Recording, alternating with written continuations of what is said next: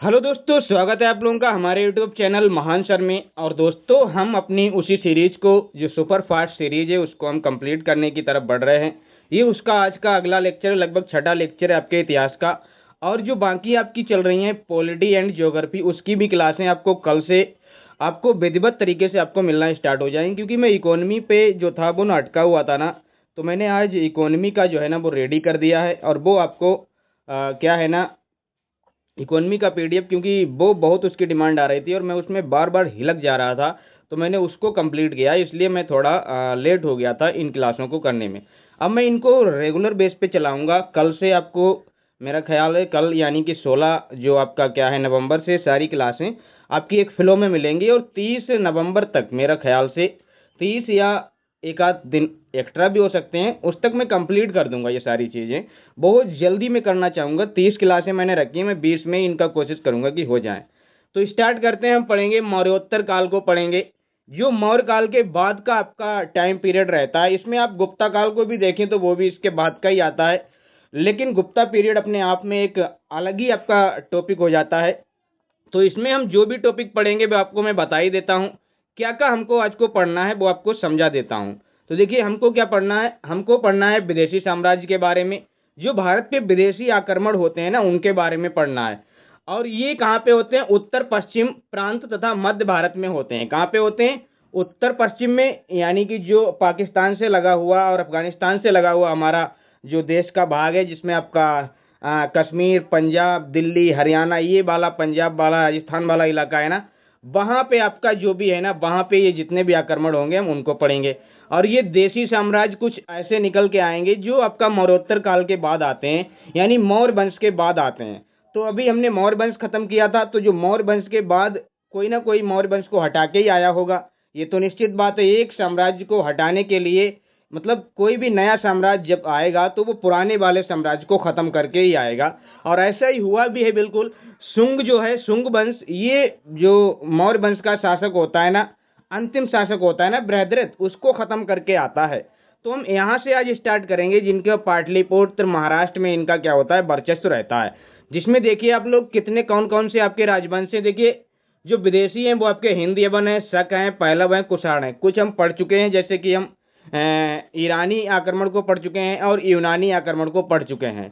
तो अब बचते हैं हिंद यवन, शक, पहलव और कुषाण। और इसमें जो हम पढ़ेंगे, अभी पढ़ेंगे बिल्कुल, हालांकि ये सारा ही कुछ अभी पढ़ेंगे। तो इसमें हम पढ़ेंगे शुंग वंश को पढ़ेंगे, और कण्व वंश को, सातवाहन वंश को, बाकाटक और चेदी वंश, ये देशी साम्राज्य में पढ़ेंगे। तो ज़्यादा देर ना करते हुए स्टार्ट करते हैं। और पहला जो हमारा वंश आता है वो है हमारा शुंग वंश। क्या है? शुंग वंश को हम पढ़ते हैं। और शुंग वंश में देखते हैं ये कौन था। देखिए, जो शुंग वंश है ना, ये मूलतः उज्जैन की ब्राह्मण जाति था। क्या था? जो उज्जैन है, मध्य प्रदेश वाला इलाका, ये वहां से अपने आप को संबंधित करते हैं, रखते हैं। और ये एक ब्राह्मण लोग थे। जो देखिए, जो आपके देशी साम्राज्य है ना, वो लगभग आपके ब्राह्मण ही होंगे। अब देखिए, इसमें जो पहला राजा आता है ना, वो पुष्यमित्र शुंग आता है। उसके बाद आता है अग्निमित्र, और उसके बाद आता है आपका वसुज्येष्ठ, फिर आपका वसुमित्र, भागभद्र, देवभूति। और ये भागभद्र से रिलेटेड मैं आपको एक चीज भी बताऊंगा। अगर आप लोगों को पता है तो आप लोग कमेंट कीजिए, भागभद्र से रिलेटेड क्या हो सकता है। ये आप लोग कमेंट करना कि क्या हो सकता है। तो देखिए, इन सब चीजों को मैं पढ़ाता हूँ और आगे बढ़ता हूँ। इन सारे राजाओं को एक बार फिर से देख लीजिए। पुष्यमित्र, उसके बाद अग्निमित्र, फिर वसुज्येष्ठ, फिर वसुमित्र, वसुज्येष्ठ और वसुमित्र, भागभद्र और देवभूति, ऐसे समझिए इनको। अब यहाँ पे देखिए, सबसे पहले हम जिससे स्टार्ट कर रहे हैं वो हमारा कौन है?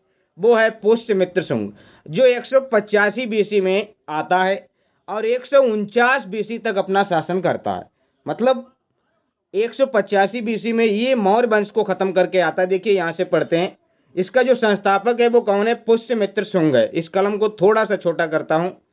क्या है? पुष्यमित्र शुंग इसका क्या है? संस्थापक है। इसी ने इस वंश की नींव डाली थी। और इसने क्या किया था? मौर्य वंश के अंतिम शासक बृहद्रथ की हत्या करके इसने अपने साम्राज्य पुष्यमित्र, जो मतलब शुंग साम्राज्य की स्थापना करता है। अब इसकी जो राजधानी होती है, अपनी राजधानी विदिशा को बनाता है। मौर्यों की राजधानी पाटलिपुत्र हुआ करती थी, और ये अपनी राजधानी विदिशा को बनाता है। और इनकी जो भाषा होती है दोस्तों, राजभाषा जो होती है ना, वो इनकी संस्कृत होती है, क्योंकि ये ब्राह्मण होते हैं तो इनकी भाषा होती है संस्कृत। अब देखिए, इनके दरबार में एक व्यक्ति रहते थे जिनसे जुड़ा हुआ कथन हमेशा एग्जाम में पूछा जाता है कि पुष्यमित्र शुंग के काल में कौन से एक वो रहते थे इनके दरबारी में, मतलब एक एक क्या बोलता हूँ, इनके राज कवि इनको बोल सकते हैं। तो इनके दरबार में एक रहते थे, वो आपके कौन थे? पतंजलि थे। और पतंजलि वही व्यक्ति हैं जिन्होंने योग शास्त्र के ऊपर एक बहुत बड़ा सब्जेक्ट लिखा है और महाभाष्य जैसे ग्रंथों को लिखा है। योग शास्त्र और महाभाष्य जैसे ग्रंथों को लिखा है पतंजलि ने। जो पतंजलि आज आज आपका एक प्रोडक्ट भी चल रहा है, पतंजलि सोप भी चल रहे हैं, पतंजलि के बहुत सारे प्रोडक्ट आ रहे हैं, वो इन्हीं के नाम पे आपके आ रहे हैं। पतंजलि इन्हीं के नाम पे आ रहे हैं क्योंकि ये योग शास्त्र को बड़ा बढ़ावा देते थे। महाभाष्य इन्होंने लिखा है।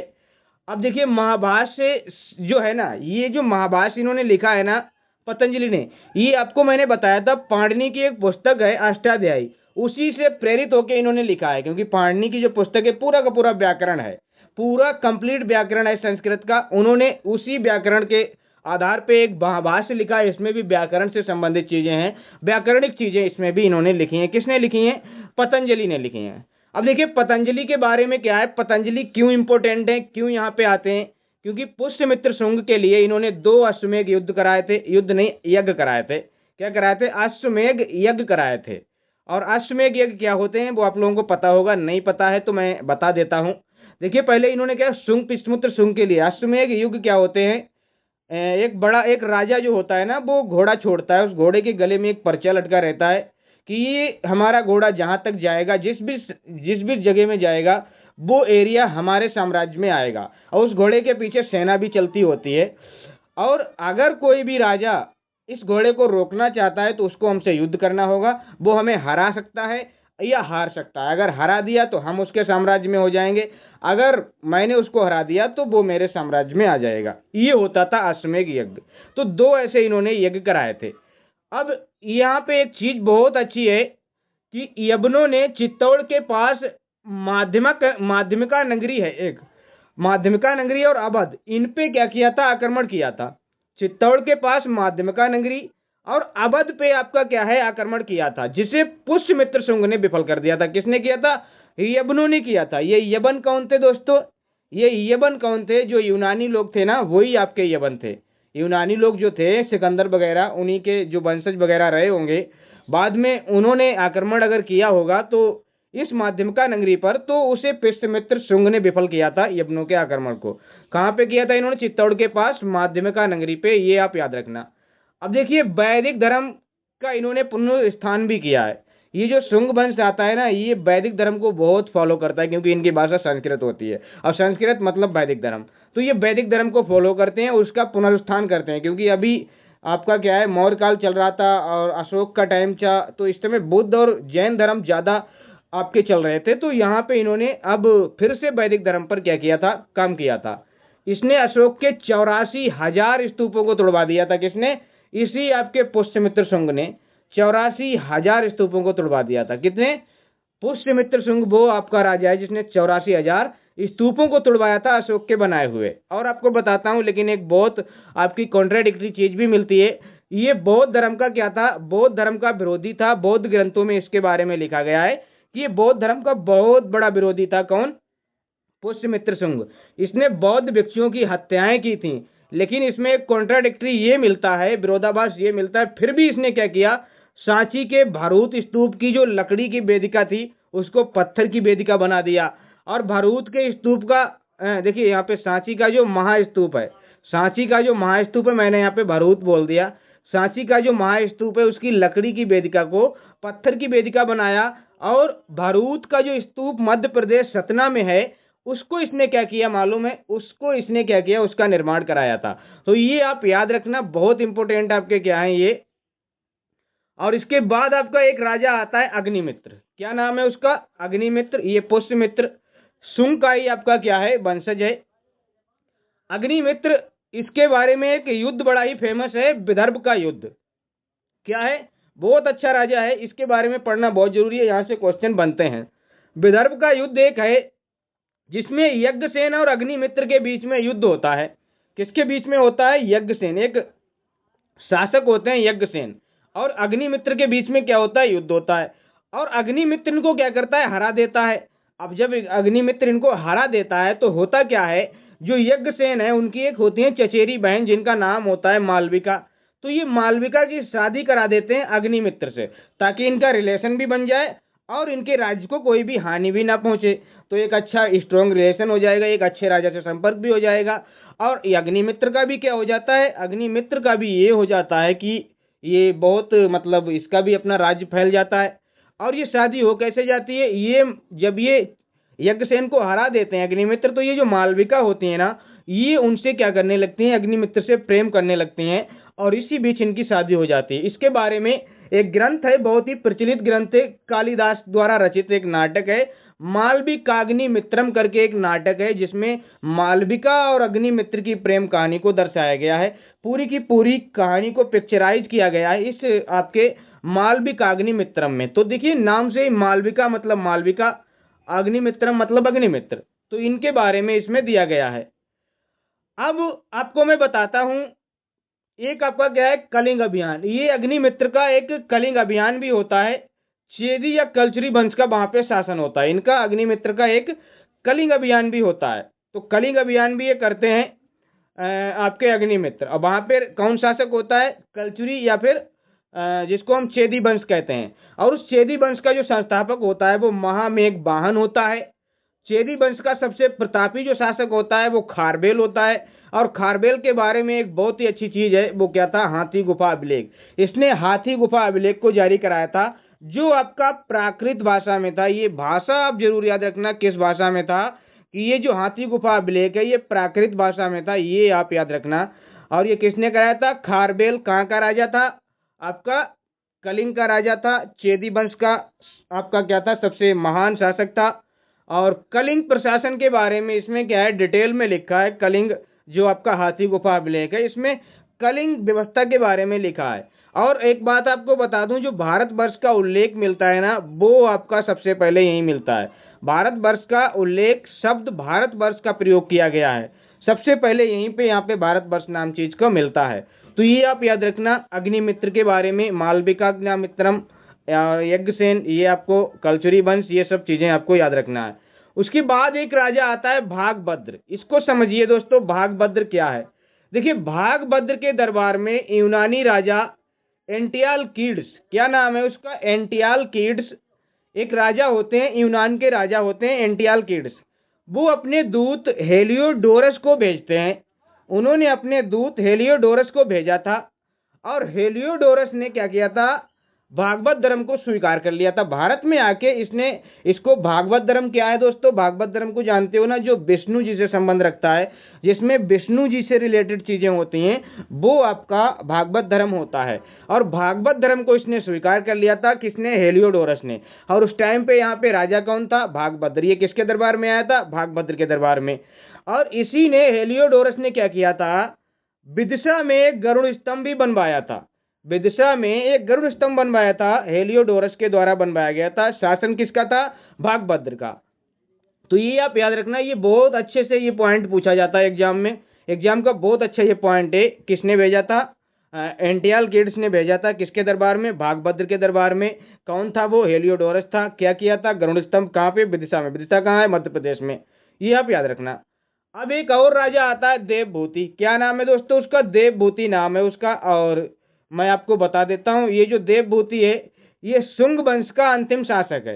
क्या है, ये शुंग वंश का अंतिम शासक है, क्योंकि 73 बीसी में वासुदेव ने हत्या करके कण्व वंश की स्थापना कर दी थी। एक वासुदेव एक शासक आएंगे जो अभी हम पढ़ेंगे, उन्होंने इसकी हत्या कर दी थी और क्या किया था, इसका चैप्टर क्लोज कर दिया था। और ये आपका क्या है, विदिशा का गरुड़ स्तंभ जो है, ये वाला आपका विदिशा का गरुड़ स्तंभ बना हुआ है।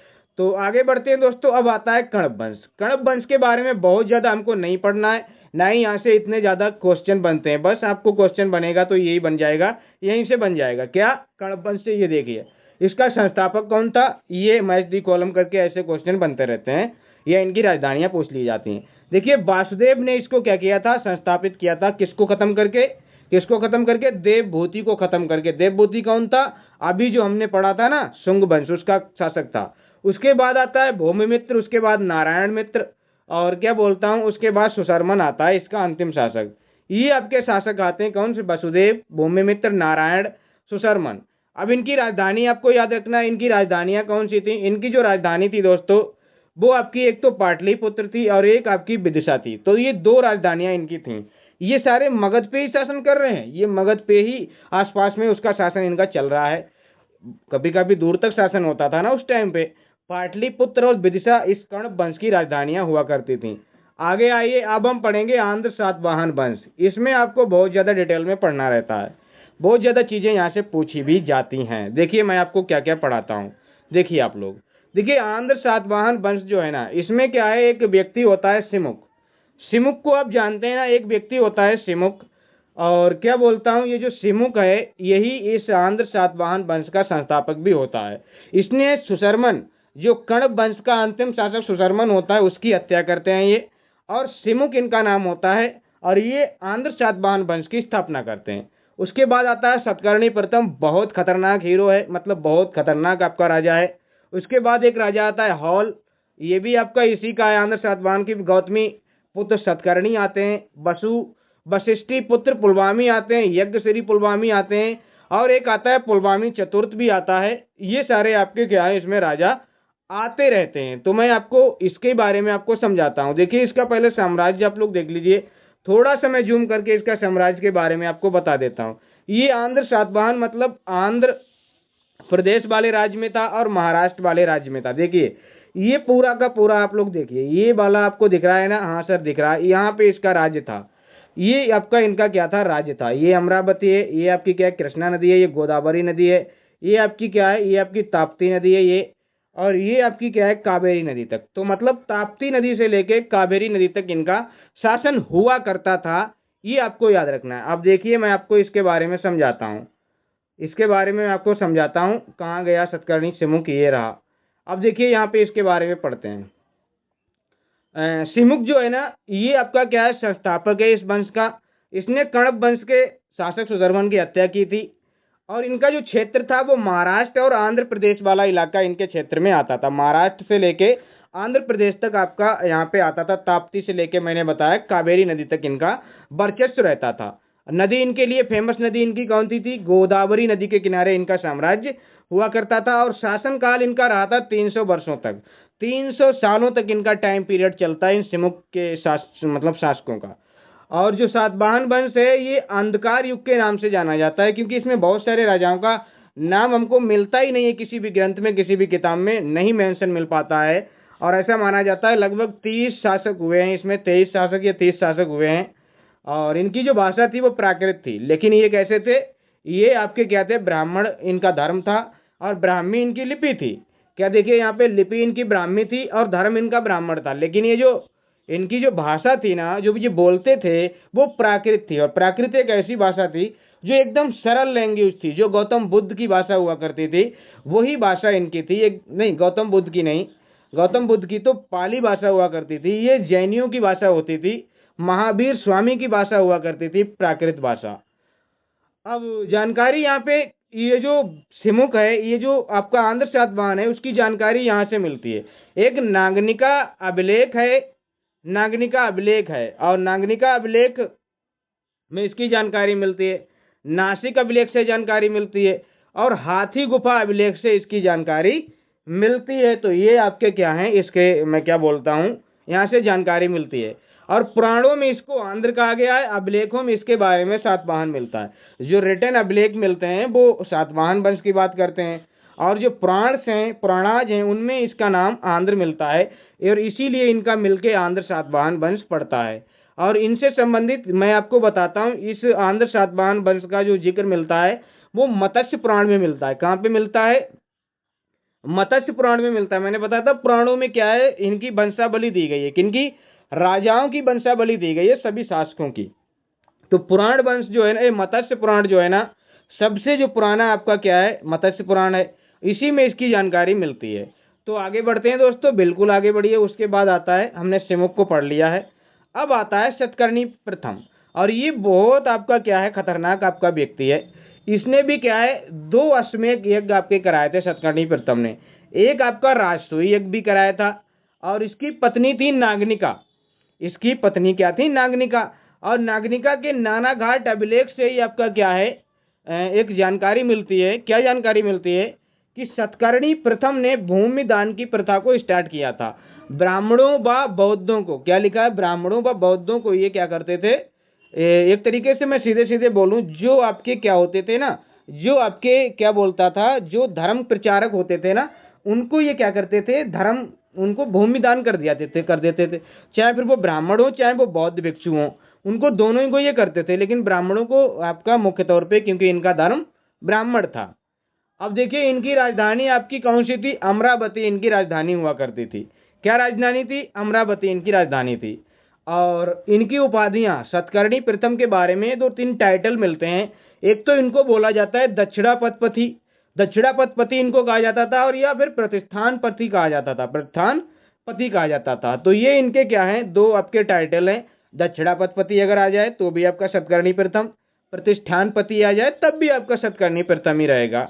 अब देखिए अन्य नाम, इसके और भी नाम है। एल्डर सारगोन एक इनका नाम मिलता है।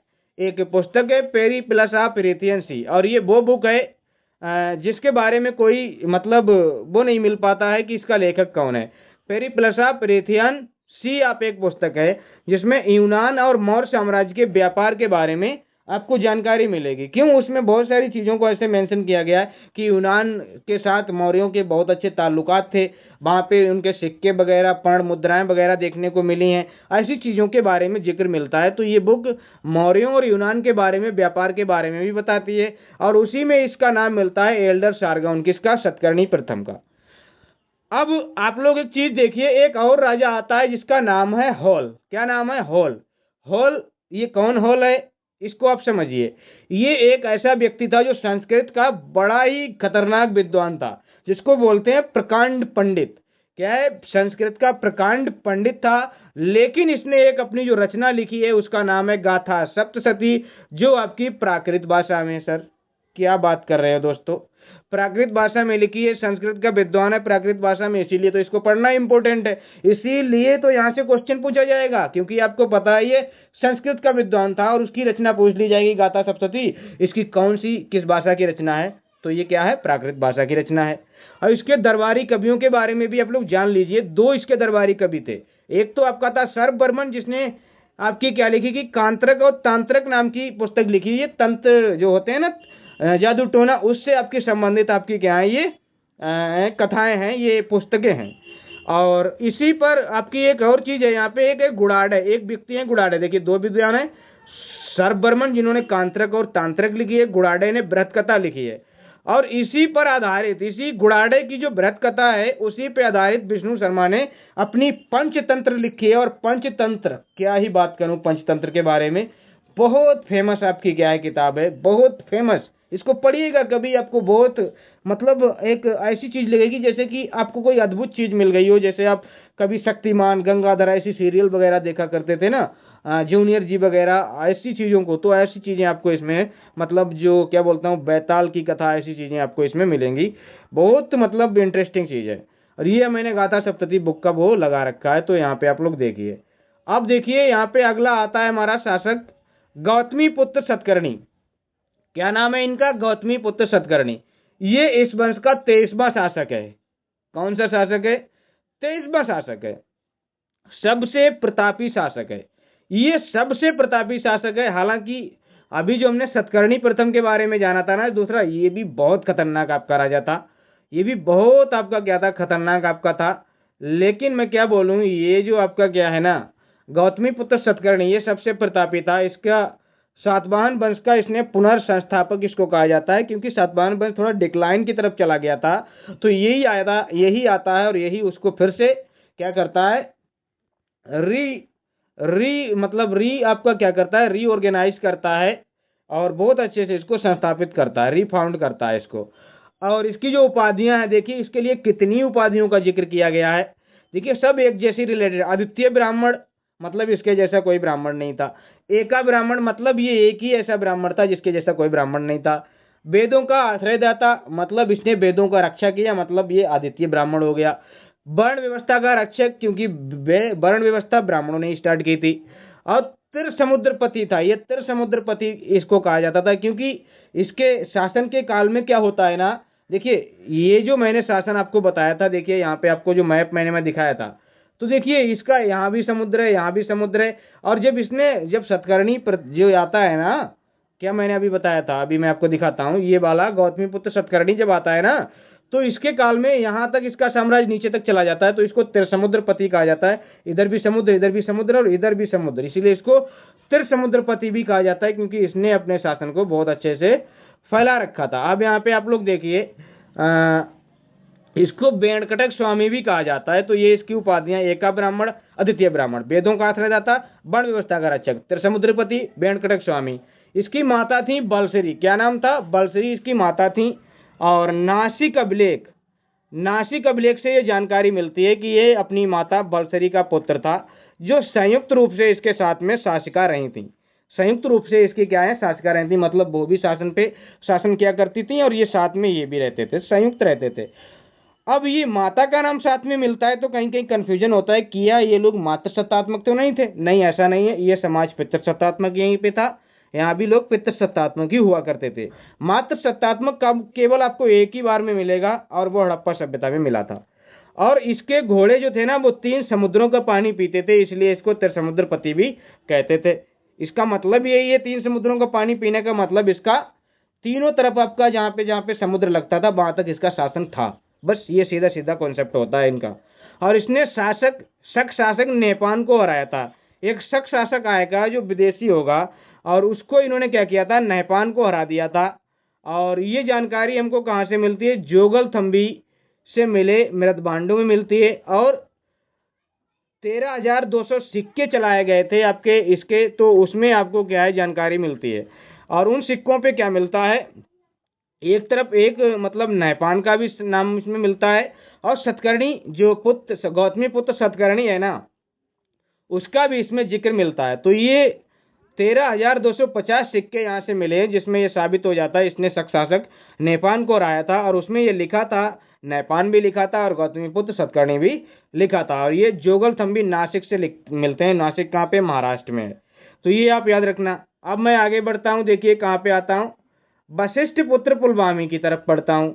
और ये जो वशिष्ठ पुत्र पुलवामी है ना, सतकर्णी है ना, अब इसके बारे में पढ़िए। इसको वशिष्ठ पुत्र पुलवामी भी कहते हैं, वशिष्ठ पुत्र पुलवामी सतकर्णी भी कहते हैं। तो ये आप याद रखना।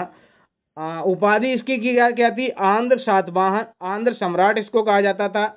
और दक्षिणा पथेश्वर भी इसको कहा जाता था। दक्षिणा पथेश्वर मतलब दक्षिण का पति, दक्षिण का पथेश्वर, पथेश्वर मतलब एक तरीके का उसका ईश्वर, दक्षिण के राज्यों का। और अभिलेख इसका क्या है, नासिक है, कार्ले है, अमरावती अभिलेख इसके काल में मिले हैं। ये इसने क्या है, जारी कराए हैं। और इसके सिक्के क्या थे, इनके सिक्कों पे 2 पतवार वाली जहाज का चित्र मिलता है। 2 पतवार वाली जहाज इसके सिक्कों पे मिलती है। यानी इसका मतलब ये था, इसने क्या किया था ना, इसने समुद्र व्यापार के बारे में बात की है। समुद्र व्यापार भी यहाँ से होता था, इसीलिए इसके सिक्कों पे ये चीज मिलती है। इसे कादर्मक शक शासक रुद्रदामन ने 2 बार हराया था। जो कादर्मक शक शासक था ना, क्योंकि शक आएंगे ना, उनकी अलग अलग एक शाखाएं होंगी, उनमें एक आएगा रुद्रदामन। क्या आएगा, रुद्रदामन आएगा। और रुद्रदामन ने क्या बोलता हूं, इसको 2 बार हराया था। कादर्मक शक शासक रुद्रदामन ने 2 बार हराया था। और जब इसे 2 बार हराया वशिष्ठ पुत्र पुलवामी को, तो क्या हुआ, इनके बीच में वैवाहिक संबंध हो गए। लेकिन थोड़ा उल्टा संबंध बना था। क्या कि रुद्रदामन ने अपनी पुत्री का विवाह इस पुलवामी के पुत्र शिवश्री से कर दिया था। वशिष्ठ पुत्र पुलवामी के पुत्र शिवश्री के साथ कर दिया था। हालांकि होता ऐसा है कि जब कोई हरा देता है तो वो अपने लड़के की शादी उस हारे हुए राजा की लड़की से कर लेता है, लेकिन यहाँ पे थोड़ा उल्टा था। इनको अपने वैवाहिक संबंधों को स्थापित करना था, इसलिए इन्होंने कर लिया था। यज्ञश्री सतकर्णी उसके बाद का शासक है। ये अंतिम शक्तिशाली शासक होता है। और इसके सिक्कों पर जलयान का चित्र मिलता है। क्या मिलता है, जलयान का, जिसका मतलब क्या है, इसने जल यात्रा, ये समुद्री व्यापार का इसका प्रतीक रहा होगा। समुद्री व्यापार इसके काल में और अच्छे से रहा होगा, यज्ञश्री सतकर्णी के काल में। और उसके बाद आता है एक पुलवामी चतुर्थ, जो आपका लास्ट शासक होता है। और इसके बाद आपका क्या हो जाता है, विघटन हो जाता है। क्या हो जाता है, विघटन हो जाता है। तो ये आप लोग देख लीजिए, अंतिम शासक होता है आपका पुलवामी चतुर्थ। उसके बाद इसी आंध्र सातवाहन का क्या हो जाता है, बिखर जाता है ये आंध्र सातवाहन आपका वंश। और उसी में से आपके अलग अलग आपके क्या निकलते हैं, वंशज निकलते हैं। जैसे कि विदर्भ का आपका क्या है, वाकाटक वंश निकलता है। और विदर्भ से आपको याद होगा अग्निमित्र और यज्ञसेन की जो युद्ध कथा है मालविका वाली, वो आपको मैंने यहीं पे समझाई थी विदर्भ के युद्ध में। विदर्भ का एक वाकाटक वंश निकल के आता है, और एक दक्षिणी महाराष्ट्र में एक अभीर वंश निकल के आता है, और आंध्र प्रदेश में एक इक्ष्वाकु वंश बनता है, और कर्नाटक में कदम्ब वंश की स्थापना होती है। तो ये सारे वंशज आपके निकल के आते हैं। अब ये देखिए जो वाकाटक है इसके बारे में अभी छोड़िए, ये जो आपका अभीर वंश है इसको देखिए, इसका संस्थापक था ईश्वर सेन। जो दक्षिणी महाराष्ट्र था और उसका जो वंश अभीर वंश था वो आपका क्या था, उसका संस्थापक था ईश्वर सेन। और मैं आपको बता देता हूँ ये जो आंध्र प्रदेश में एक आता है इक्ष्वाकु वंश, इसका जो संस्थापक था श्री शांतमूल था, और इसका उत्तराधिकारी था वीर पुरुष दत्त। नाम ही ऐसा खतरनाक है, वीर पुरुष दत्त। नागा अर्जुनी कोंडा स्तूप इसने बनवाया है, तो ये आप याद रखना, इक्ष्वाकु वंश के शासकों ने नागा अर्जुनी कोंडा बनवाया था। क्वेश्चन ऐसे ही बनता है कि नागा अर्जुनी कोंडा किस वंश के शासकों ने बनवाया था, तो वो इक्ष्वाकु वंश ने बनवाया था। ये सातवाहनों का एक टूटा हुआ एक रूप था, जिसका संस्थापक सातवाहन का वो श्रीमूल था, शांत श्रीमूल था। तो ये आप याद रखना। और कदम्ब कर्नाटक, ये आपको अभी मैं आगे अगर इसकी डिटेल है तो पढ़ाऊंगा, वरना आपको इतना ही याद रखना है। एक कदम्ब वंश था जो कहाँ पे था, कर्नाटक में था। विदर्भ का एक वाकाटक वंश था, इसके बारे में देखिए अभी पढ़ाऊंगा। अब यहाँ पे पहले ये थोड़े तथ्य हैं, इनको आप समझ लीजिए, क्योंकि आंध्र सातवाहन अभी हम पढ़ रहे थे ना, तो ये देखिए अन्य कुछ फैक्ट है आंध्र सातवाहन से रिलेटेड, जैसे कि सातवाहनों ने शीशे के सिक्के चलाए थे, और शीशे के सिक्के जो कि 500 ग्रेन के हुआ करते थे वो चलाए थे।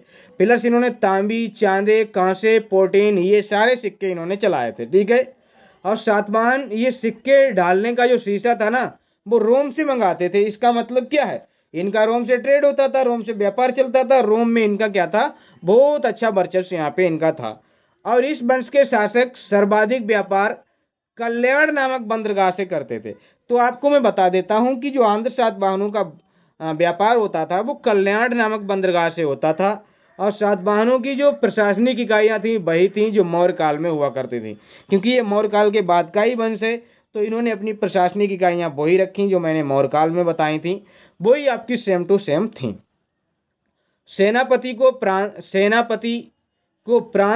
जो प्रांत होता है ना जिसको हम मौर्य काल में चक्र कहा करते थे, ये शासनाध्यक्ष या वहां पे गवर्नर होता था। सेनापति को प्रांत का शासनाध्यक्ष या गवर्नर कहते थे। मतलब सेनापति को इन्होंने क्या कर दिया था, गवर्नर बना दिया था किसी भी प्रांत का, किसी भी चक्र का। और ग्रामीण जो प्रशासन था उसका प्रमुख गौलमिक कहलाता था। ये आप याद रखना, बस बाकी सेम टू सेम चीजें थी जो मौर्यों की थी। सातवाहन शासकों ने उत्तर और दक्षिण भारत के बीच में सेतु का काम किया है। उत्तर भारत और दक्षिण भारत के बीच में एक ब्रिज के रूप में काम किया है, एक सेतु के रूप में काम किया है। तो ये आप याद रखना। अब हम पढ़ेंगे दोस्तों वाकाटक वंश। ये वाकाटक वंश क्या है इसके बारे में पढ़ते हैं। बहुत अच्छा शासन है, बहुत अच्छा वंश है, इसके बारे में पढ़ना बहुत जरूरी है। और इसका जो संस्थापक है वो बिंद शक्ति है। क्या नाम है दोस्तों, बिंद शक्ति इस वंश का आपका क्या है, संस्थापक है। अब देखिए जो एक जैसे नाम है, जैसे कि प्रवरसेन और प्रवरसेन सेकंड, जैसे कि पृथ्वीसेन और पृथ्वीसेन सेकंड, तो मैंने एक ही कलर में उनको रखा है। अब देखिए बिंद शक्ति, फिर उसके बाद प्रवरसेन आता है, फिर आपका रुद्रसेन, फिर आपका पृथ्वीसेन, फिर से आपका आता है प्रवरसेन 2, फिर आपका आता है पृथ्वीसेन 2। तो अब देखिए इनका क्षेत्र कहाँ पे था, इनका क्षेत्र था दक्षिण भारत। इनका कहाँ पे शासन था, वाकाटकों का दक्षिण भारत ही इनका शासन था। और बिंद शक्ति के बारे में हम पढ़ना स्टार्ट करते हैं। तो देखिए जो बिंद शक्ति है ना, बिंद शक्ति जो व्यक्ति है वो इसका संस्थापक है। 255 इकाई बोले तो एडी में इसने क्या किया था, इसकी स्थापना की थी। इस किसकी, इसी आपके क्या है वाकाटक वंश की स्थापना कब होती है, 255 इकाई में होती है। और ये क्या है ना, इसकी जो राजधानी है वो आपकी नंदीवर्धन या नागपुर में देखने को मिलती है। कहाँ पे इसकी राजधानी है, नंदीवर्धन या नांग। वाकाटकों की राजधानी नंदीवर्धन या फिर नागपुर में है। नागपुर कहाँ पे, ये महाराष्ट्र में, वही दक्षिण भारत का इलाका है ना। इसके पूर्वज क्या थे, सातवाहनों के अधीन थे और विदर्भ के शासक थे। ये कहाँ के शासक थे, विदर्भ के शासक थे। कौन, ये वाकाटक विदर्भ के शासक थे, मैंने आपको बताया था। और बिंद शक्ति इनका संस्थापक था। अब देखिए पृथ्वीसेन, जो बिंद शक्ति के बाद आपका आता है प्रवरसेन प्रथम, इसको समझिए। एकमात्र शासक जिसने सम्राट की उपाधि धारण की थी। ये इस वंश का ऐसा पहला शासक था, एकमात्र शासक था जिसने सम्राट की उपाधि को धारण किया था। और इसके बारे में बताता हूँ, पुराणों में इसके बारे में जिक्र मिलता है कि इसने 4 अश्वमेध यज्ञ करवाए थे, 4 अश्वमेध यज्ञ करवाए थे। और अश्वमेध यज्ञ क्या है मैं आपको बता ही चुका हूँ, इसी क्लास में बताया। उसके बाद प्रवरसेन के पश्चात वाकाटक साम्राज्य क्या होता है, 2 शाखाओं में बिखर जाता है। एक होती है इनकी मेन ब्रांच यानी कि प्रधान शाखा, और एक होती है इनकी बसीय शाखा जो एक अलग शाखा होती है। बस इसको बसीय शाखा को कभी कभी मिलता है बसीम शाखा, क्या मिलता है, कहीं कहीं मिलेगा आपको बसीम शाखा के नाम से, और एक प्रधान शाखा। तो देखिए यहाँ पे जो प्रधान शाखा है उसको आप देखिए, पहले ये 2 अलग अलग पार्ट में बन जाता है, लेकिन जो महत्वपूर्ण रहती है ये शाखा रहती है, प्रधान शाखा महत्वपूर्ण रहती है। यही आपको आगे चल के आपको देखने को मिलती है। यहाँ पे जो शासक थे इनके, एक तो आपका रुद्रसेन था जो कि 325 से लेके 360 इकाई तक रहता है सर, बिल्कुल सर। उसके बाद आती है एक प्रभावती गुप्ता। प्रभावती गुप्ता का संरक्षण काल चलता है। संरक्षण काल क्यों चलता है, क्योंकि रुद्रसेन जो होता है ना, रुद्रसेन एक होता है व्यक्ति, जो आपका यही रुद्रसेन है ना, ये वाला, इसकी मृत्यु हो जाती है। तो इसकी मृत्यु के बाद आपका क्या रहता है ना, ये इनकी मृत्यु के बाद जो देखिए प्रभावती गुप्ता क्या है पहले आपको ये समझना होगा। प्रभावती गुप्ता कौन है, ये जो मैं आपको पढ़ाऊंगा गुप्त काल, उसमें एक आएंगे व्यक्ति मेरे ख्याल से चंद्रगुप्त सेकंड आएंगे। चंद्रगुप्त सेकंड आएंगे, मुझे कुछ ठीक से याद नहीं है लेकिन यही याद है। और उन्हीं की पुत्री होगी आपकी प्रभावती गुप्ता, जो इसके साथ शादी हो जाएगी रुद्रसेन के साथ। तो प्रभावती गुप्ता का संरक्षण काल भी चलता है। और आगे मैं आपको दिखाता हूँ यहाँ पे क्या बोलता हूँ।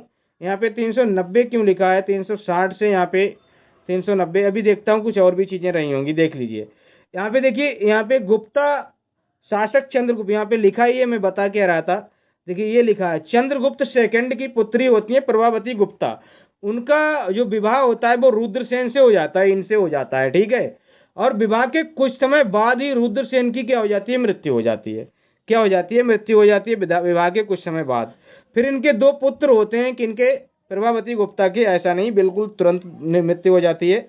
2 पुत्र भी होते हैं, और 2 पुत्रों, उनका नाम होता है, एक दिवाकर सेन होता है, एक होता है दामोदर सेन। दिवाकर सेन और दामोदर सेन ये रुद्रसेन और प्रभावती के पुत्र थे।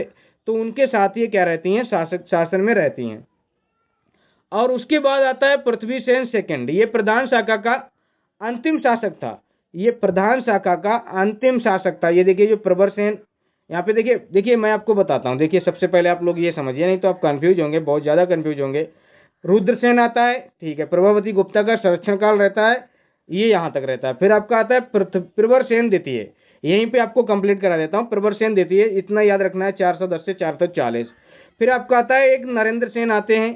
फिर आते हैं आपके पृथ्वीसेन द्वितीय, जो कि आपके कब आते हैं, 460 से लेके 480 तक आपके रहते हैं। और ये आपका क्या है, पृथ्वीसेन जो आपका है ना द्वितीय, ये इस प्रधान शाखा का अंतिम आपका क्या था, वो था।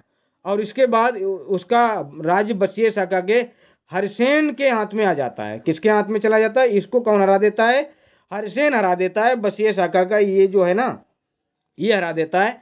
और ये वाकाटक वंश क्या है, फिर बसीय शाखा के रूप में चला जाता है। और फिर वो लोग आपका क्या करते हैं, शासन करते हैं। अब यहाँ पे देखिए वाकाटक से रिलेटेड आपके कुछ फैक्ट हैं। वाकाटक का जो कला और साहित्य है ना, उसको आप देख लीजिए, आर्ट एंड कल्चर देख लीजिए। प्रवरसेन द्वितीय जो अभी मैंने आपको पढ़ाया था ना, प्रवरसेन द्वितीय, उसने मराठी में एक पुस्तक लिखी है, प्राकृत काव्य। मराठी प्राकृत काव्य लिखा है जिसका नाम है सेतुबंध। मराठी भाषा में एक प्राकृत काव्य लिखा है। देखिए ये आपको क्या, देखिए मराठी भी दिख रहा है, प्राकृत भी दिख रहा है, और उसका नाम क्या है, सेतुबंध। मराठी प्राकृत काव्य, उसका नाम क्या है, मराठी प्राकृत काव्य सेतुबंध की रचना की है, ये आप याद रखना। और प्रवरसेन द्वितीय ने सामंत एक होते हैं इनके व्याघ्रदेव, क्या नाम है उनका, प्रवरसेन द्वितीय के सामंत होते हैं व्याघ्रदेव, जिसने नैना है, कुठार है, पन्ना के मंदिरों का निर्माण कराया था। नैना, कुठार और पन्ना के मंदिरों का निर्माण कराया था, नाम था उनका व्याघ्रदेव, ठीक है, ये आप याद रखना।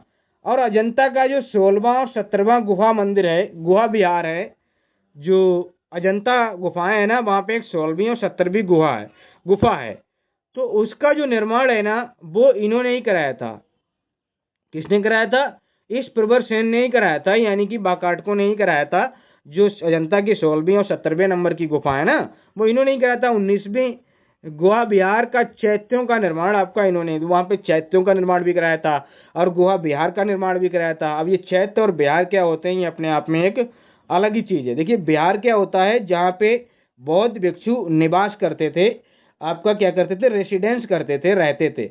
और चैत्य क्या होता था, इनके पूजा स्थल होते जहाँ पे ये लोग पूजा वगैरह करते थे, वो आपके चैत्य कहे जाते थे। तो ये आपकी क्या है, उस काल की आपकी क्या है, ये गुफाएं हैं, ये आपकी ये चीजें आप याद रखना। अब आपको बताता हूँ, अगला वंश आता है कलचुरी या चेदी वंश। हालांकि इसके बारे में मैं आपको पढ़ा चुका हूँ, फिर भी मैं आपको थोड़ा बता देता हूँ। चेदी वंश कलिंग में था और चेदी वंश का उदय हुआ था कलिंग में।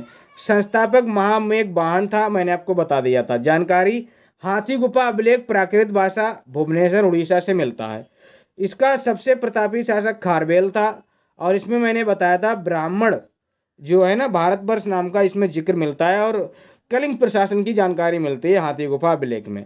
और खारवेल जो था ना, वो जैन धर्म का अनुयायी था और इसने क्या दिया था, जैन मुनियों के लिए उदयगिरी की पहाड़ियों में गुफाओं का निर्माण कराया था। जो उदयगिरी की पहाड़ियां है ना, उसमें क्या किया था, गुफा निर्माण कराया था। उदयगिरी की पहाड़ियों में गुफा निर्माण, ये देखिए पहाड़ियां है ना, इनमें गुफाओं का निर्माण कराया था। किसने? खारवेल ने। खारवेल इसका अंतिम शासक था और बड़ा ही प्रतापी शासक था। अब यहाँ पे आते हैं, ये मैंने आपको सारी चीजें पढ़ा दी हैं। अब मैं आपको पढ़ाऊंगा भारत पर होने वाले विदेशी आक्रमण। जो मैंने आपको बताया था, आपके कौन से थे, आपके शक सेतियन थे, आपके हेन देवन थे, पहलव थे, कुषाण थे। ये मैं आपको अब पढ़ाऊंगा। तो देखिए मैं आपको अगर पढ़ाऊं तो आपको क्या पता होगा, ईरानी यानी कि पर्शियन, इनको मैंने पढ़ा दिया है, हकामनी वंश वालों को। सिकंदर को भी पढ़ा दिया है। अब हम पढ़ेंगे हिंद यवन को पढ़ेंगे।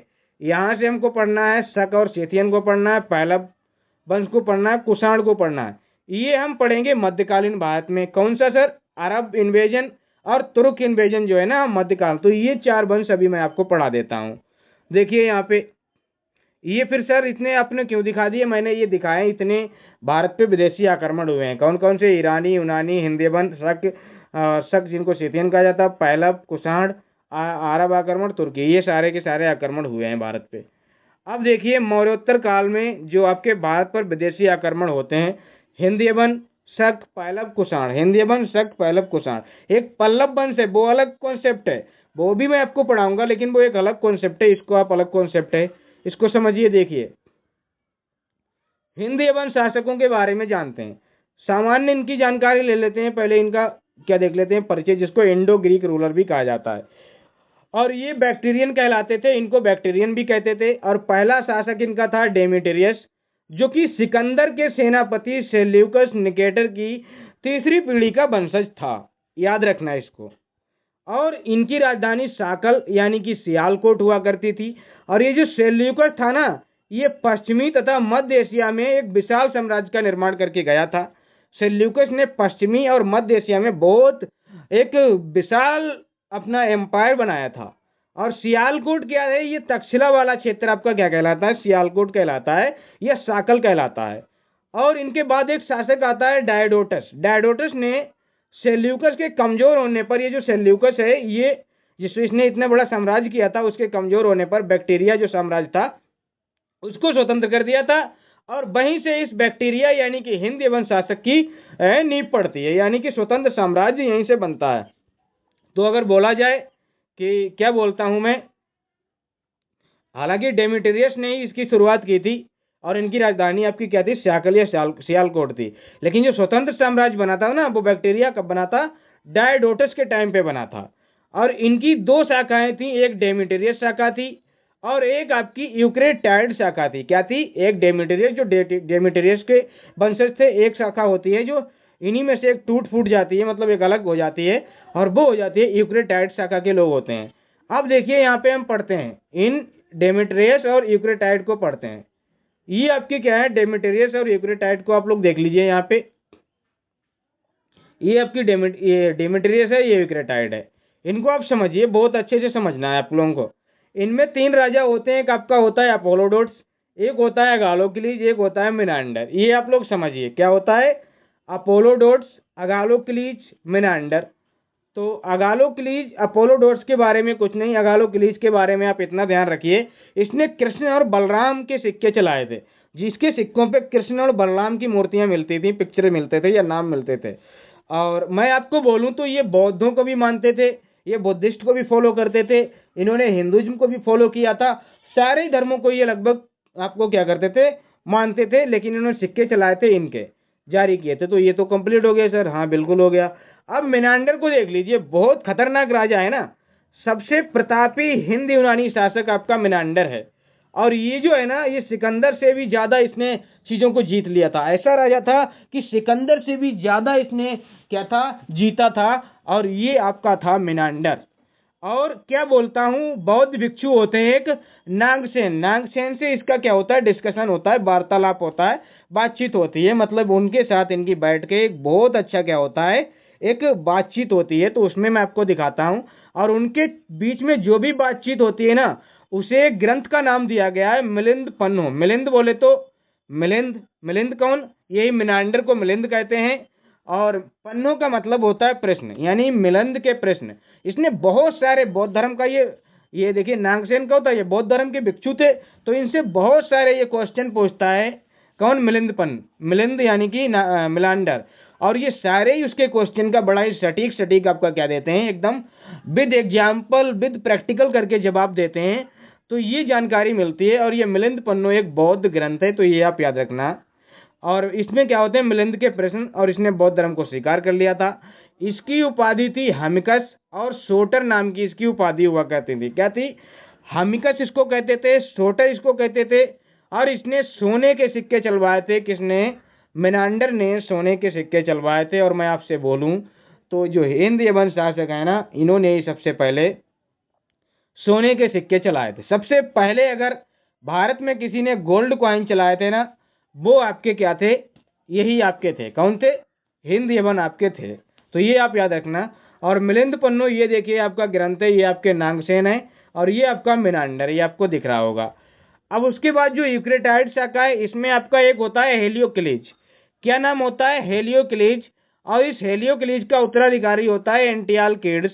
कौन होता है, एंटियालकिड्स होता है। और ये एंटियालकिड्स वही है, एंटियालकिड्स वही है आपका जो मैंने बताया था अभी पीछे, कि इसने भागभद्र के दरबार में, शुंग वंश के शासक भागभद्र के दरबार में एक राजदूत को भेजा था, जिसका नाम था हेलियोडोरस। तो एंटियालकिड्स आपका हिंद यवन शासक है। इसने भागभद्र के दरबार में हेलियोडोरस को भेजा था। और हेलियोडोरस ने क्या किया था, वहां पे विदिशा का गरुड़ स्तंभ बनवाया था और भागवत धर्म को स्वीकार करा था। मध्य भारत में भागवत धर्म को हेलियोडोरस ने चलाया था। अंतिम शासक कौन होता है, हार्मिकस होता है। किसका, इस यूक्रेटाइड का हार्मिकस होता है। और इसे कुजुल कड़फिसस ने हराया था, यानी कि इस शासक को कुजुल कड़फिसस ने मार दिया था। और ये कुजुल कड़फिसस कौन है सर, ये बताइए ना सर, ये बताइए ना सर, ये कौन है। अगर आप लोगों को पता है तो अभी के अभी आप लोग कमेंट कीजिए, कुजुल कड़फिसस किस वंश से आपका संबंधित है, वरना मैं तो आपको पढ़ाऊंगा ही ये। लेकिन अगर पता है तो आप लोग बताइए। अब यहाँ पे देखिए, हिंद एवं शासकों का भारत पर क्या प्रभाव पड़ा है, वो भी आप लोग देख लीजिए। मुद्रा और लिपि को देखिए, हिंद एवं शासकों का भारत पर जो प्रभाव पड़ा है ना, वो आप लोग देखिए। मुद्रा और लिपि, मुद्राओं पर, मुद्रा जो होती है ना, उस पे जो लिखने का प्रचार आया था, लिखने की जो प्रथा आई थी, उस पे राजाओं के नाम वंशावली का पता लगता है। मतलब मुद्राओं पे लिखना इन्होंने स्टार्ट कर दिया था। और लिखा क्या था, जैसे जिस राजा ने सिक्के चलाए तो उसका नाम था वहां पे, उसके वंशों का नाम था, ये किस वंश का शासक है और इस शासक का क्या नाम है, ये ऐसी चीजें मुद्राओं पे इन्होंने चलाई थी। यहीं से ये मिलता है। सबसे पहले सोने के सिक्के हिंद यवनों ने ही चलाए थे। कैलेंडर का जो प्रयोग किया ना, जो हम आज कैलेंडर देखते हैं ना, वो कैलेंडर में सप्ताह के 7 दिनों का प्रयोग इन्होंने ही किया था। और इनके यहाँ पे एक पर्दा प्रथा थी, जिसको हम यवनिका कहते हैं। क्या थी, इनकी पर्दा प्रथा थी, जिसकी इन्होंने शुरुआत की थी, जो आपका आज भी चल रहा है पर्दा प्रथा। और इसको हम क्या कहते हैं, यवनिका, जो बहुत अच्छी व्यवस्था है। अब यहाँ पे आप लोग देखिए 12 राशियां। इसमें जो 12 राशियां हम जो पढ़ते हैं ना, आप अखबार में डेली देखते हैं, तो तरह तरह की राशियां होती हैं ना, 12 राशियां होती हैं। सिंह, मेष, मिथुन, ये सारी होती हैं, कुंभ, कैला, जो भी हो मुझे नहीं मालूम है। ये आपकी क्या होती हैं, 12 आपकी क्या होती हैं, राशियां होती हैं।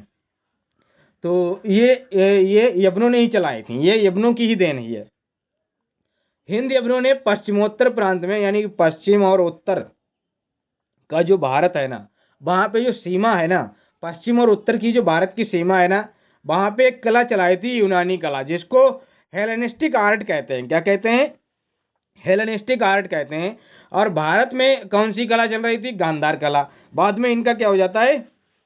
मिक्सचर भी हो जाता है, कुछ चीजें, कुछ मूर्तियां ऐसी बनती हैं जो यूनानी कला और गांधार कला का मिक्सअप भी होती हैं।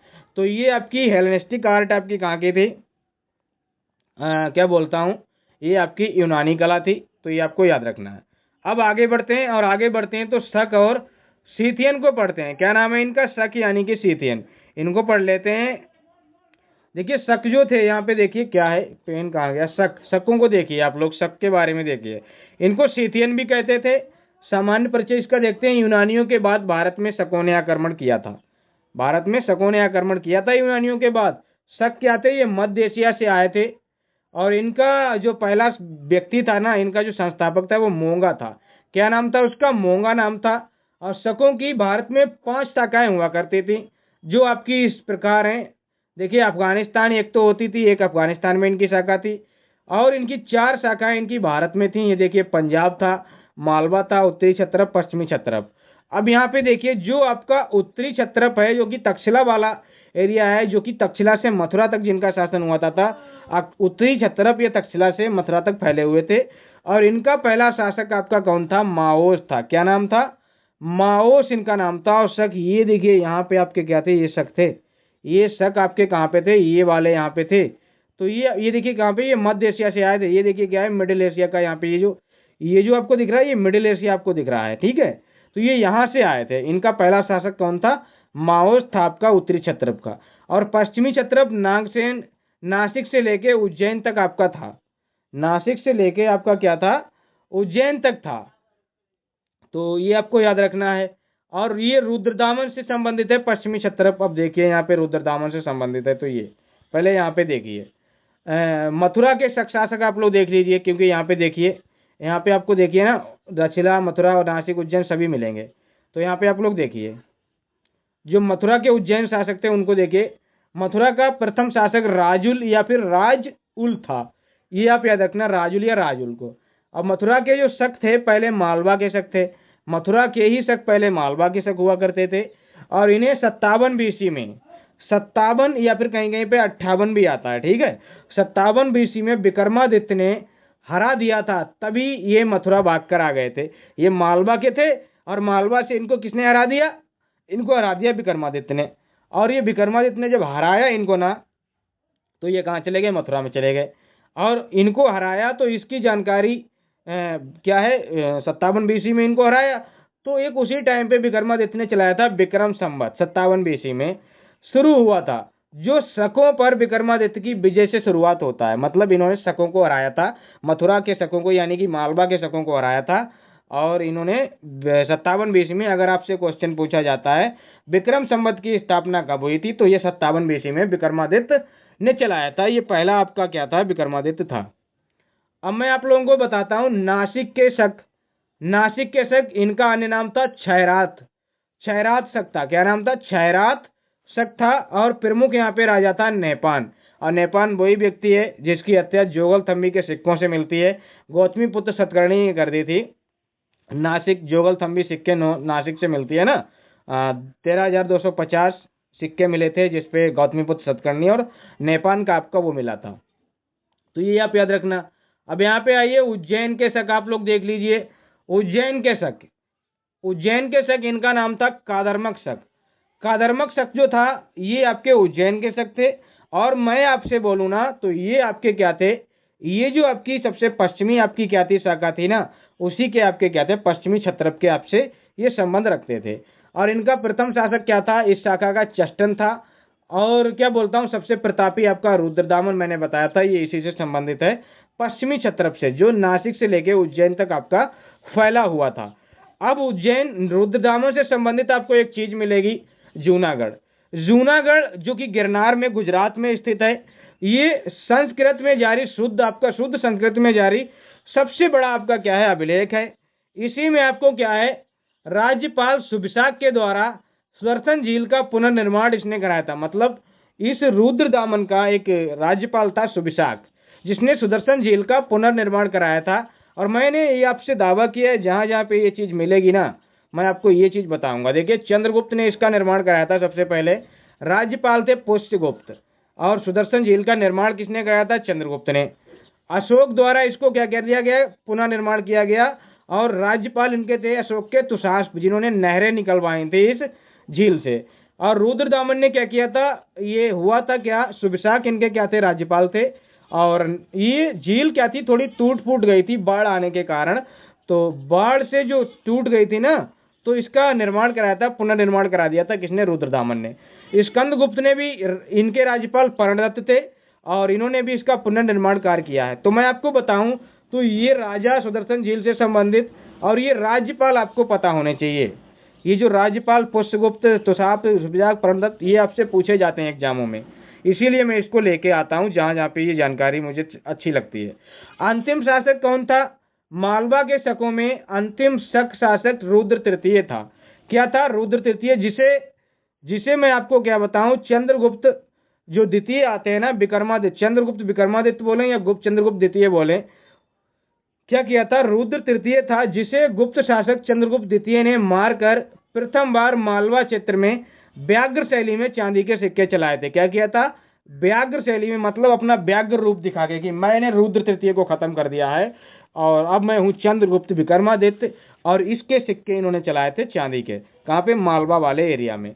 तो ये आपको समझ आया ना? बिल्कुल सर, समझ में आया। अब देखिए, पहलव वंश यानी कि आपका क्या है? इसको हम बोलते हैं पर्थियन। क्या बोलते हैं? पर्थियन इनको बोलते हैं। अब इनको देख लीजिए, ये भारत में इन्होंने पर्थियन साम्राज्य का जो संस्थापक है ना, वो मिथ्रेडेट्स प्रथम है। क्या नाम है? जो पहलव वंश है ना, पहलव, उनमें एक शासक है मिथ्रेडेट्स, जिसने इसकी स्थापना की थी। और इस वंश का सबसे प्रतापी और प्रसिद्ध शासक गोंडो फर्नीज है। क्या नाम है? गोंडो फर्नीज सबसे आपका क्या है? प्रतापी शासक है। क्या है? सबसे प्रतापी शासक आपका क्या है? गोंडो फर्नीज। और मैंने अभी आपको एक बताया था कि आप लोग कमेंट कीजिए कि कुजुल कड़फिसेस कौन सा शासक था, किस वंश का। आप लोग कमेंट कीजिए ना, आप लोग कमेंट कीजिए, बहुत जल्दी आप कमेंट नहीं करते हैं। कमेंट कीजिए किसका शासक था, वरना मैं अगला वंश उसी के बारे में पढ़ा दूंगा। फिर मुझे नहीं पता, मैं उसी को पढ़ा दूंगा। ये मूल रूप से पर्थिया या फिर ईरानी थे। पर्थिया या फिर ईरानी थे। राजधानी इनकी तक्षशिला हुआ करती थी। गोंडो फर्नीज के शासनकाल में एक व्यक्ति आता है ईसाई धर्म का, जो सेंट थॉमस नामक एक पादरी होता है। सेंट थॉमस नामक एक पादरी आता है, जो ईसाई धर्म के प्रचार के लिए भारत आया था। गोंडो फर्नीज के शासनकाल में सेंट थॉमस आता है ईसाई धर्म का प्रचार करने भारत। और बाद में भाई कहाँ चला जाता है? दक्षिण भारत में जाता है। कहाँ पे जाता है? बाद में क्या होता है? वो दक्षिण भारत में जाता है, जहां उसे तमिलनाडु में उसकी हत्या कर दी जाती है। दक्षिण भारत तमिलनाडु में जाता है और उसकी हत्या हो जाती है। इस प्रकार अगर आप लोग देखें तो पहली बार ऐसा हुआ था कि पहली शताब्दी एडी में क्या हुआ था? भारत में ईसाई धर्म आया था, लेकिन क्या है? उसकी हत्या हो गई थी। पर्थियन राजाओं के सिक्कों पर धार्मिक उपाधियां उत्कीर्ण मिलती हैं। जो पर्थियन राजा है ना, उनके भी सिक्कों पर धार्मिक उपाधियां, मतलब इनको इस काल के जो राजा हुआ थे ना, उनके सिक्कों से पता लग जाता था कि इनका धर्म क्या है। ऐसे समझिए आप लोग। और पहलव, क्या बोलता हूँ, पहलव जो आपके ये थे ना, इनका अंत कर दिया था कुषाणों ने। किसने किया था? कुषाणों ने इसका क्या कर दिया था? अंत आपका क्या है? कर दिया था। अब आगे मैं बढ़ता हूं, तो ये जो कुषाण थे ना, इनके बारे में आप लोग देखिए। कुषाण आप लोग देखिए, कुषाणों ने इसका अंत किया था। किसका? अभी मैंने आपको किसको पढ़ाया? पहलव। और मैंने आपसे पूछा था कुजुल कड़फिसेस किस वंश का राजा है, ये आपसे मैंने पूछा था। देखिए, कुजुल कड़फिसेस आपका क्या है? कुषाण वंश का आपका क्या था? संस्थापक था। जब भी आपका कुषाण वंश आता है ना, आपको सिर्फ कनिष्क याद रहता है। और इसमें बहुत आपके राजा हुए हैं। इसमें आपके क्या है? कुषाण वंश में बहुत सारे 10 से 20 आपके राजा हुए हैं, जो कि मैंने आपके सिर्फ इतने इंपॉर्टेंट राजा आपके नाम पे लिखे हैं। एक कनिष्क, एक हुविस्क नाम का एक राजा है, जो यूजीसी नेट से बहुत उसमें ऐसे क्वेश्चन बनते हैं। यूजीसी नेट जो एग्जाम होता है ना, वो हुविस्क को लेके आपका बहुत पूछता है। हुविस्क बोलता, ये पूछा जाता है हुविस्क किससे संबंधित था, बस यही पूछा जाता है। तो वो आपका कुषाण वंश से संबंधित था। हुविस्क एक राजा होता है। तो इसमें आपके क्या थे? कजुल कड़फिसेस है, भीम कड़फिसेस है, कनिष्क है, और आपका वासुदेव है। ये प्रमुख राजा यहाँ पे होते हैं। तो कुजुल कड़फिसेस को आप लोग देख लीजिए। ये आपका क्या है? कुषाण साम्राज्य। आप लोगों को दिख रहा होगा, जो ब्लू ब्लू आपका दिख रहा है ना, ये कुषाण एम्पायर आपको यहाँ पे ये डेडिकेट हो रहा है। कुषाण ये भी मध्य एशिया से आए थे और यूची जनजाति के लोग थे। यूची जनजाति से मतलब आपको मानते थे। और इसका जो संस्थापक था वो कुजुल कड़फिसेस था, जिसने तांबे के सिक्के चलाए थे। कुजुल कड़फिसेस ने तांबे के सिक्के चलाए थे। इनकी जो राजधानियां थी वो पुरुषपुर यानी कि पेशावर थी। पुरुषपुर यानी कि पेशावर थी। और क्या बोलता हूँ, इनकी एक राजधानी मथुरा भी थी, एक पुरुषपुर पेशावर भी थी। आगे बढ़ते हैं दोस्तों, और भी चीजें देखनी है, जैसे कि भीम कड़फिसेस जो कुजुल कड़फिसेस का ही पुत्र था। वास्तविक संस्थापक बोलते हैं भीम कड़फिसेस को। और इसके क्या बोलता हूं, ये कुजुल कड़फिसेस का पुत्र था।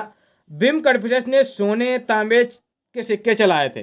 कुजुल कड़फिसेस ने तांबे के सिक्के चलाए थे और इसने सोने और तांबे के सिक्के चलाए थे, जिसमें द्विभाषीय मुद्राओं का नाम मिलता है। जैसे इस पे यूनानी लिपि भी जानकारी मिलती है और खरोष्टी लिपि में भी लिखा हुआ मिलता है, तो ये आप याद रखना।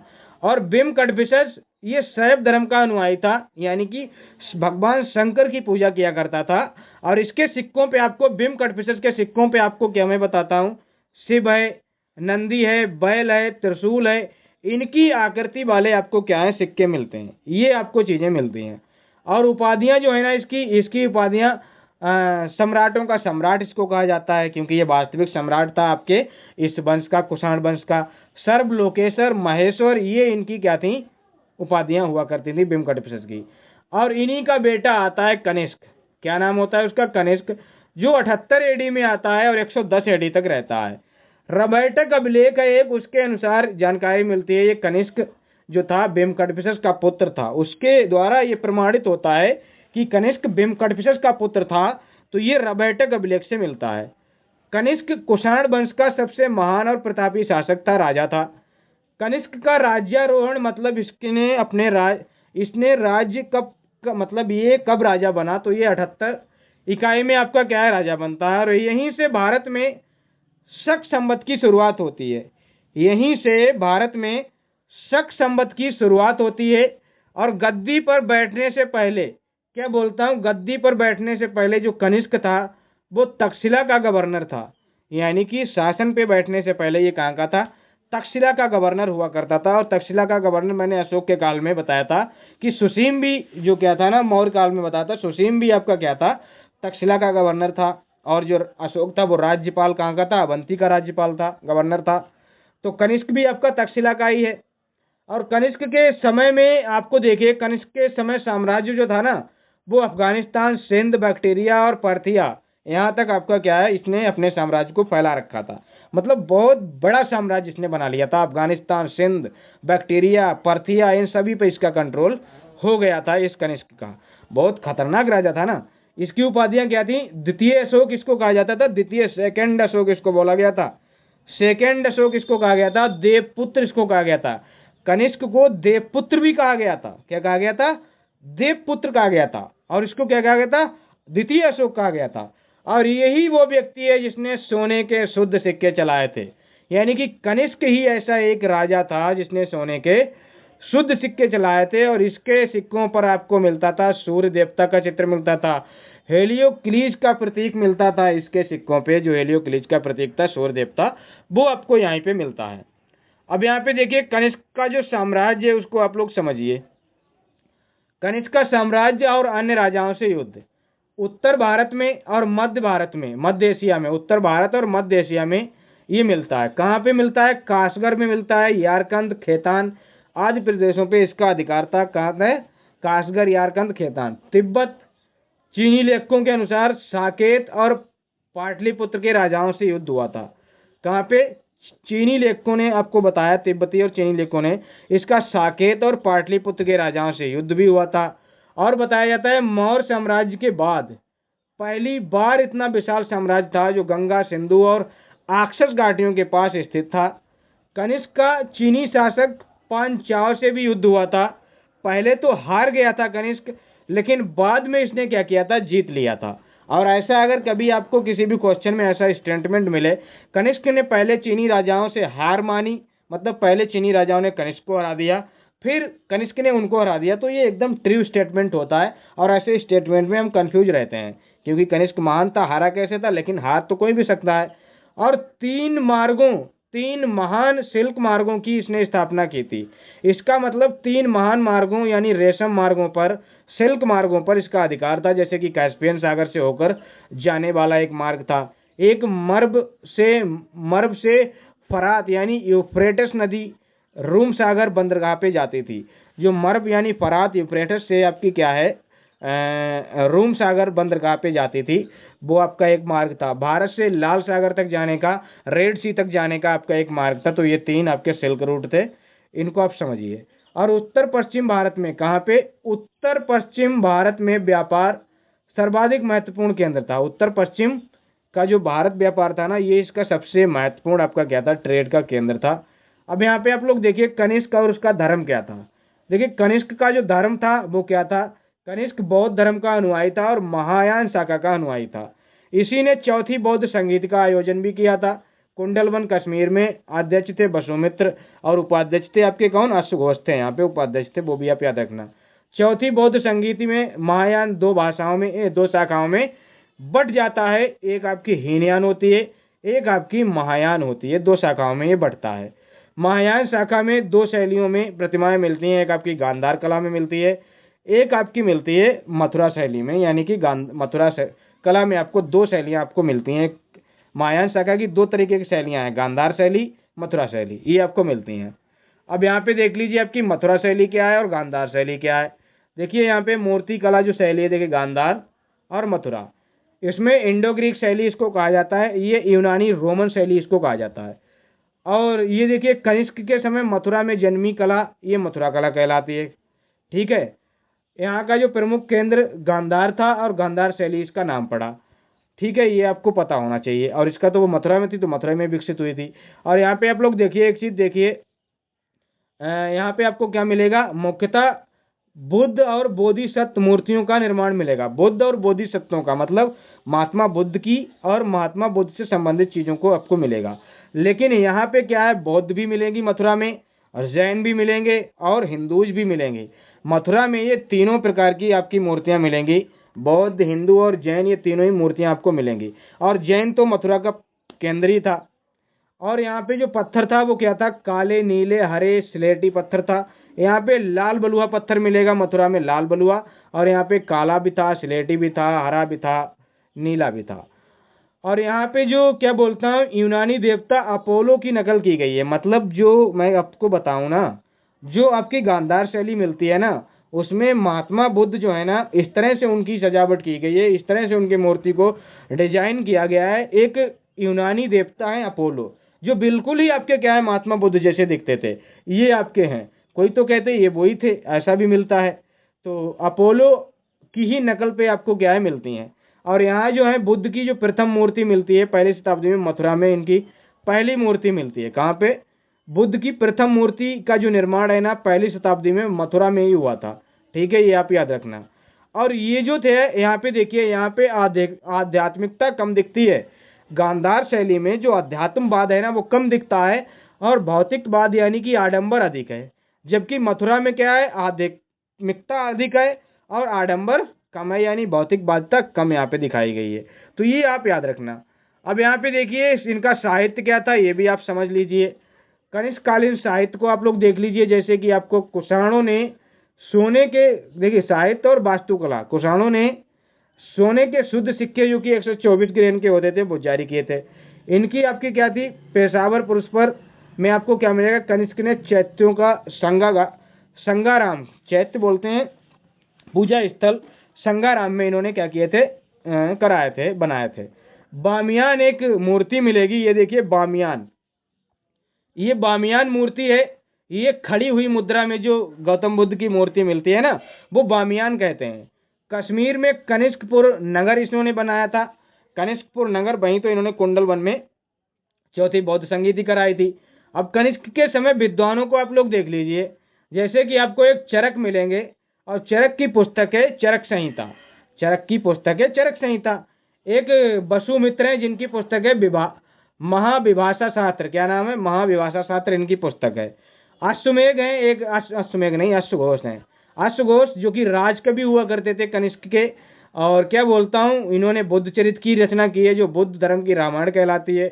सौदरानंदन जो कि संस्कृत में ही है, इनको भारत का हेट्टे यानी कि वासु घोष को भारत का हेट्टे और भारत का बाल्टेर कहा जाता है। तो ये आप याद रखना। पुरोहित, प्रधान पुरोहित थे, ये संरक्षक भी थे। ये इनके पुरोहित भी थे और संरक्षक भी थे। नागा अर्जुन, भारत का आइंस्टीन इनको कहा जाता है। प्रज्ञा पारमिता इनकी पुस्तक है। माध्यम का सूत्र इनकी पुस्तक है, जिसमें सापेक्षता का सिद्धांत इन्होंने दिया गया है। देखिए इनकी ये पुस्तकें हैं। नागा अर्जुन की हो भारत का आइंस्टीन कहा जाता है। प्रज्ञा पारमिता पुस्तक इनकी है। माध्यमिक सूत्र इनकी पुस्तक है, सापेक्ष सिद्धांत का जिसमें सूत्र मिलता है। शून्यवाद का इनका एक पुस्तक है, जिसमें शून्यवाद का इनको क्या मिलता है, एक जानकारी मिलती है। और एक आपके विद्वान है बादशाह, जिन्होंने कामसूत्र लिखा है, बादशाह का कामसूत्र। तो ये इनके टाइम पे विद्वान थे, तो ये आप याद रखना। अब कुछ और भी महत्वपूर्ण चीजें हैं, उनको भी आप देख लीजिए। अंतिम शासक था इनका वसुदेव। और कुषाणों ने सर्वाधिक सिक्के काय के चलाए थे, तांबे के। सर्वाधिक सिक्के तांबे के चलाए थे। लेकिन अगर शुद्ध सोने, कुषाणों के शुद्ध अगर पूछा जाए तो शुद्ध इन्होंने क्या चलाए थे, सोने के सिक्के चलाए थे। कुषाणों के काल में ईंटों के कुओं का निर्माण हुआ, जो ईंटों से कुआं बनता था, वो आपका इनके काल में दिखता है। भारत को मध्य एशिया के अल्ताई पहाड़ों से प्रचुर मात्रा में सोना प्राप्त होता था, जिनका प्रयोग कुषाणों ने सोने के सिक्के में किया था। मध्य एशिया से जो अल्ताई पहाड़ हैं, वहां से सोना लेते थे और इनके सिक्कों में मिलता है।